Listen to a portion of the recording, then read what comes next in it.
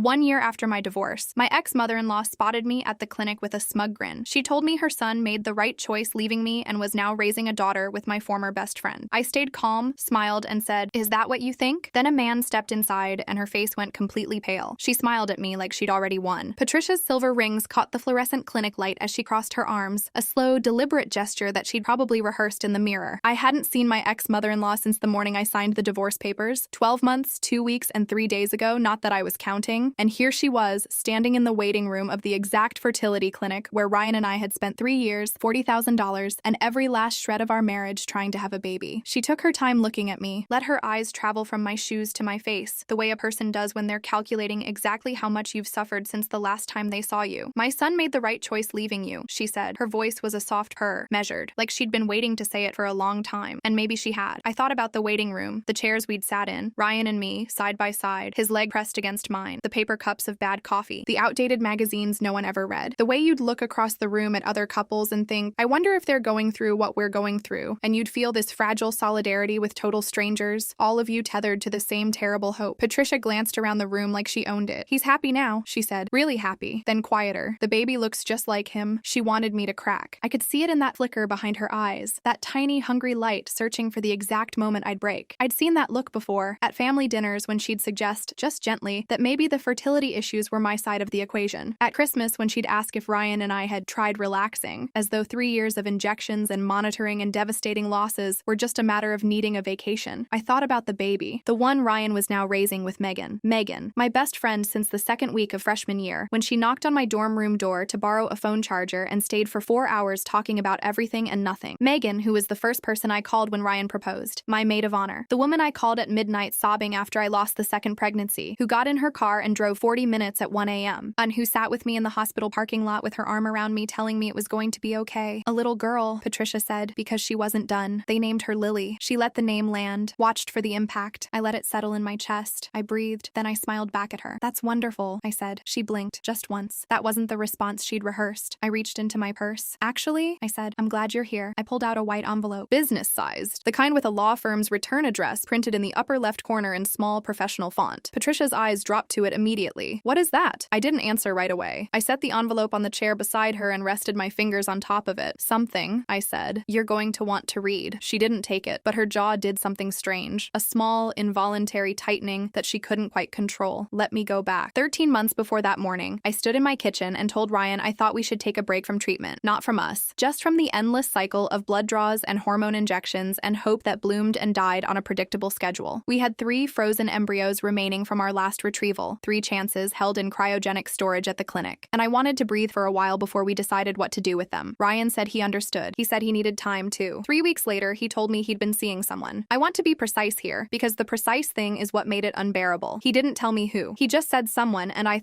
actually genuinely thought that it was someone I didn't know. Some woman from work, maybe. Some stranger. The story you tell yourself because the alternative is too ugly to hold. It was Megan. She told me herself. Called me on a Tuesday evening while I was folding laundry, and she cried through the whole phone call, and she said she was sorry so many times the word lost all meaning, and I stood there holding a dish towel and felt the floor rearrange itself under my feet. The dish towel had little lemons on it. Megan had given it to me as a housewarming gift when Ryan and I moved in together. I remember noticing that, standing in my kitchen listening to her cry and thinking, even the lemons, even the dish towel. There is not a single object in this apartment that doesn't have her fingerprints on it. I didn't scream. I didn't hang up. I let her finish. Then I asked her one question. How long? She didn't answer right away. "Megan, how long?" 8 months, she said. 8 months. Ryan and I had been in the middle of our 3rd IVF cycle 8 months ago. I had been going to my monitoring appointments every other day. I had been injecting myself with hormones and crying in the car on the way to work and eating the specific prenatal vitamins the clinic recommended and sleeping badly and hoping so hard it felt like a physical effort. And for all 8 of those months, he had been driving to her apartment. I set the dish towel down on the counter. I told Megan I needed to go. I sat down on the kitchen floor with my back against the cabinet and my knees pulled to my chest, and I stayed there for a long time without moving, not crying, just breathing, just trying to understand the shape of what I was now inside of. I filed for divorce 4 months later. I didn't fight over the house. I didn't fight over much of anything. Angela Morris, who I found through a referral from my HR department's employee assistance program, which turns out to be useful for things other than stress management webinars, handled everything with the efficiency of someone who'd seen 100 versions of this and understood that my energy was better spent on my own recovery than on prolonged legal warfare. The attorneys negotiated the embryos, those 3 frozen possibilities, and both parties signed a consent agreement agreement with the clinic. Clear language, unambiguous. Both parties required to provide written authorization before any procedure could be initiated involving the stored embryos. Both written, mandatory. I read that clause 4 times before I signed it. Angela had bolded it specifically. This is your protection, she told me. No one can touch those embryos without your explicit written consent. No one. I believed her. That was the right thing to do. She was right. I moved into a smaller apartment 3 miles away. I got a therapist named Dr. Joanna Ferris, who had her PhD from Northwestern and a quiet, steady way of asking questions that made you feel seen without being exposed. I got a new gym membership. I started cooking again. I read books. I kept going to my Tuesday night standing appointment at the clinic, not for treatment, but for follow-up monitoring. Blood work related to the hormones I'd been on for 3 years, the kind of long-term check that responsible IVF patients do for years afterward. It was at one of those appointments, 6 weeks before Patricia found me in that waiting room, that everything changed. The call came on a Wednesday at 11:42 a.m. I was at my desk at work. I'm a compliance analyst for a regional health system, which means I spend my days auditing documentation for accuracy and regulatory adherence, which will matter later, when my phone lit up with the clinic's number. It was a billing inquiry, a charge to my account for a procedure, an embryo transfer. I sat very still. "I'm sorry," I said to the woman on the phone. "Can you repeat that?" She did. Embryo transfer, approximately 4 months prior. A charge that had been flagged during a routine account audit because the payment allocation had been incorrectly coded to my primary account, rather than the secondary account associated with my ex-husband. "I didn't authorize a transfer," I said. There was a pause on her end. The kind of pause that tells you the person on the other end is suddenly realizing this conversation is going somewhere they did not expect. "Ma'am, we do have a signed consent form on file. I would like a copy of every document connected to my account," I said. "Every consent form, every procedure log, every authorization signature. I need them today." My voice was level. My hands were not. I hung up and immediately called Angela Morris. Angela was my family law attorney, a woman who had the demeanor of someone who'd seen every possible way human beings could disappoint each other and had simply gotten very good at her job in response. She'd practiced family law for 19 years. She knew the consent agreement inside and out because she'd drafted it. "Tell me exactly what they said," she told me. I did, word for word. Angela went very quiet. "Claire," she said, "don't call the clinic again until you have those documents in hand. Don't call Ryan. Don't call anyone. Just get me those documents." I got them that afternoon. Patient records, the full account history. I sat at my kitchen table with a glass of water I didn't drink and spread the papers out in front of me. The consent form had my signature on it. I put the papers on my kitchen table and sat down and looked at my signature, the one I had actually signed on the actual consent agreement Angela had given me, next to the signature on the transfer authorization. They were close, frighteningly, carefully close. I pushed back from the table, walked to my kitchen window, stood there for a full minute looking at the street below without seeing it. Then I walked back to the table, sat down again, made myself look, but they weren't the same. I have a specific signature I use exclusively for medical documentation at that clinic. Claire A. Bennett. The middle initial started after our first failed cycle, when the clinic's patient advocate recommended that all formal authorizations include a middle initial to distinguish them from general correspondence. I'd done it every single time for 3 years. Monitoring forms, medication authorizations, consent documents, treatment escalation approvals, every single one. Claire A. Bennett. It was automatic. I hadn't even thought about it consciously for 2 years. It had become just the thing I did. The same way I always used blue ink at the clinic because that's what was in the pen by the sign-in desk the first time I'd ever been there. The signature on the transfer form said Claire Bennett. No middle initial. Someone had studied my handwriting well enough to reproduce it. They had traced the loops of the C, the slight leftward tilt of my capital letters, the particular way I formed the double T at the end of Bennett. They had done it carefully enough that a casual glance would never catch it. They'd probably practiced. I thought about that. Someone sitting somewhere with a piece of paper, practicing my name over and over until it looked right enough to pass, and my stomach turned in a way that had nothing to do with nausea. This was not an impulsive act. This was not something done in a moment of desperation or poor judgment. Someone had planned this, prepared for it, executed it deliberately. Someone who had been watching me closely for a very long time. I photographed every document on the table, both sides, with a ruler beside them for scale, because I'd watched enough true crime content to know that documentation quality matters. I uploaded them to a secure cloud folder I created specifically for this, locked with a 16-character password I wrote on a post-it note and put in my desk drawer. Then I called a forensic document examiner named Grant Holloway, who had spent 14 years with the FBI's Question Documents Unit before entering private practice. His firm was based 40 minutes from my apartment. I found him through Angela, who had used him in 2 previous cases. I drove to his office the next morning with a certified copy of the authorization form and 5 years of my verified medical signatures, which Angela had obtained from the clinic's records department under a formal request. Grant's office was on the 3rd floor of a converted Victorian building. It smelled like paper and toner. He had a magnifying lamp on his desk and a wall of bookshelves filled with reference text on question documents, ink analysis, and paper forensics. He looked at me across his desk with the calm, professional neutrality of someone who had seen far worse and said he'd have a preliminary assessment within the week. He sent me a